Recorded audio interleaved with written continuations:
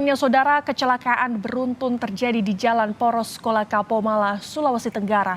8 korban dibawa ke Rumah Sakit Benyamin Guluh Kolaka untuk perawatan intensif. Siapa yang tabrak? Siapa yang tabrak? Astagfirullah, itu anak.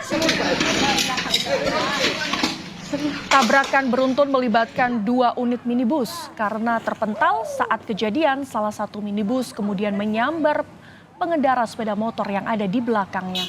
8 korban lalu dibawa ke Rumah Sakit Benyamin Guluh Kolaka untuk perawatan intensif.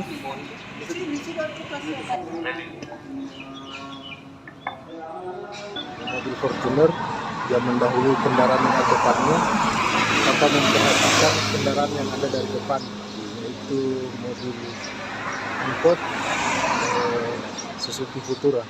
Korban ada 8, termasuk ada pengemudi motor dengan boncengannya.